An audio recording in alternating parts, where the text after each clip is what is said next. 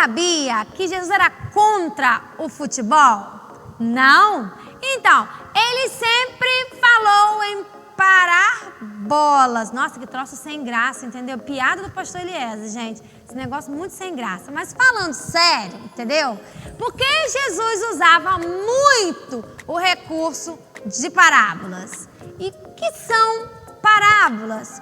E é claro que você sabia que Jesus amava ensinar por meio de parábolas.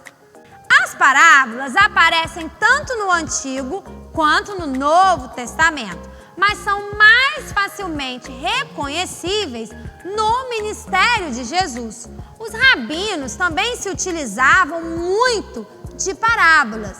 Contar histórias de personagens e atividades familiares era a maneira de prender a atenção do público, enquanto ilustrava um ponto moral, ético ou espiritual importante. Uma parábola é uma história pela qual uma ideia familiar é posta ao lado de uma ideia desconhecida de tal forma que a comparação ajuda as pessoas a compreenderem melhor a ideia que até então era desconhecida. A parábola também é usada para reforçar ou despertar algo que está desapercebido. Um exemplo bíblico de parábola no Velho Testamento está registrado em 2 Samuel 12. Essa parábola é aquela que o profeta Natã contou ao rei Davi sobre o homem rico que se apossou da ovelha de estimação de um homem pobre.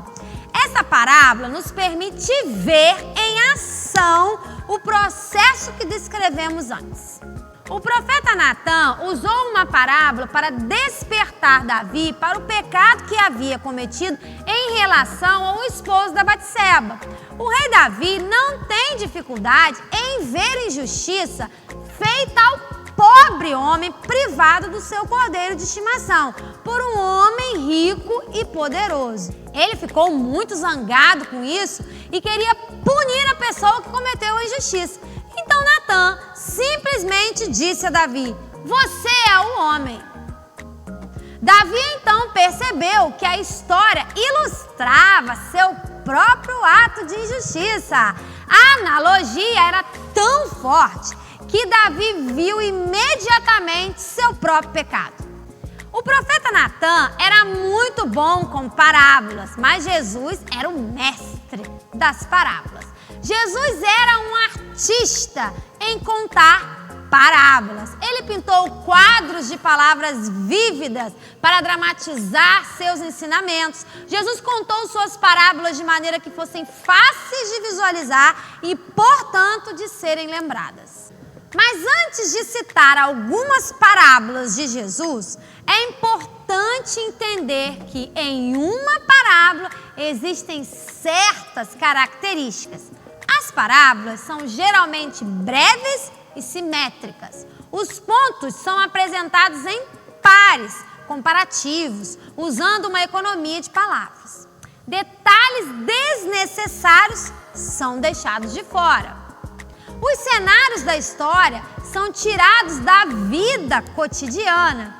Figuras de linguagem são comuns e usadas em contexto para facilitar a compreensão.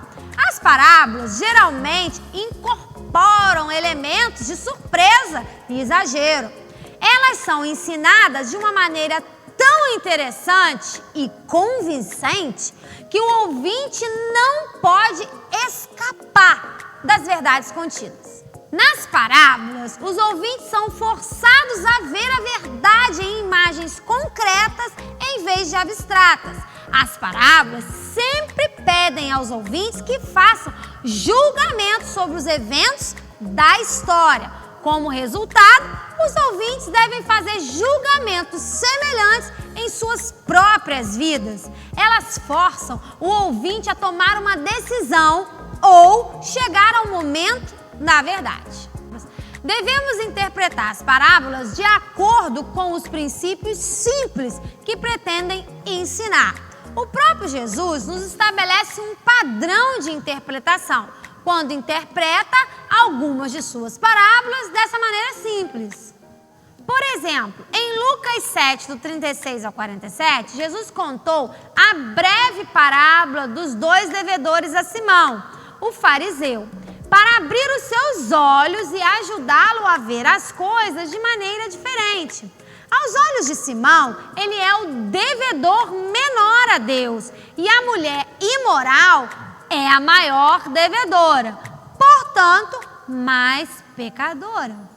No entanto, Jesus mostra a Simão com uma parábola penetrante que Simão, portanto, tem menos amor por Deus ao julgar-se menos pecador.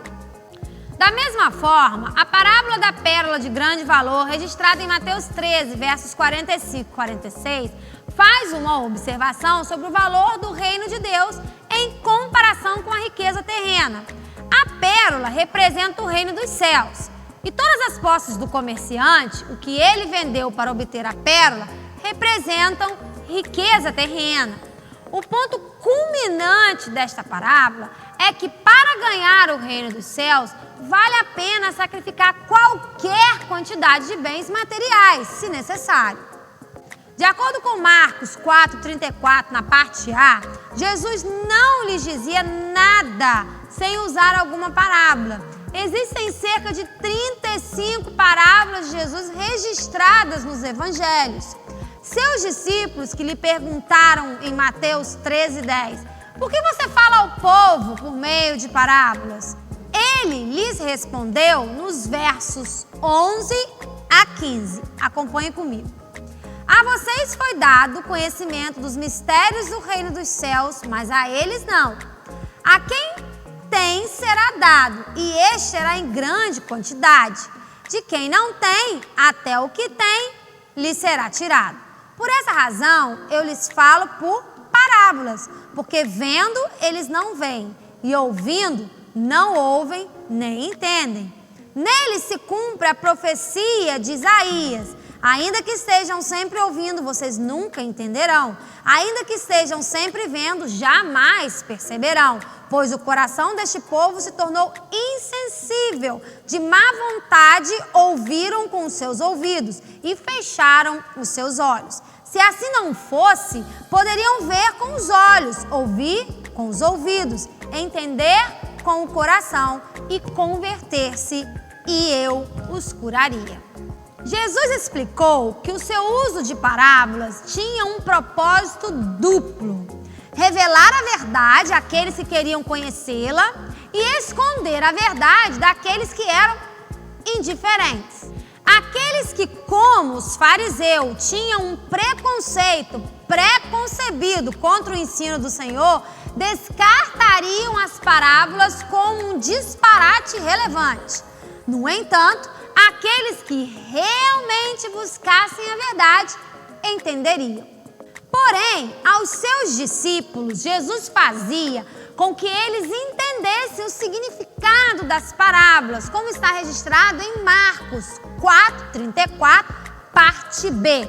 Quando ele estava sozinho com os seus próprios discípulos, ele explicava tudo. Quero encerrar com uma das parábolas mais famosas de Jesus na Bíblia, a história do filho pródigo, registrada em Lucas 15, versos 11 ao 32. Esta história está intimamente ligada às parábolas da ovelha perdida e da moeda perdida. Cada um desses relatos enfoca o relacionamento com Deus, demonstrando o que significa estar perdido e como o céu celebra com alegria quando os perdidos são encontrados. Elas traçam uma imagem nítida do coração amoroso de Deus Pai pelas almas perdidas. Assim como Jesus, somos convocados pelo nosso Pai Celestial a desenvolver paixão pelas almas perdidas. Como igreja, precisamos gerar grandes movimentos em torno da salvação dos perdidos. Somos convidados pela parábola da dracma perdida a nos alegrar quando uma alma é salva. Pense sobre isso e até o próximo. Você sabia?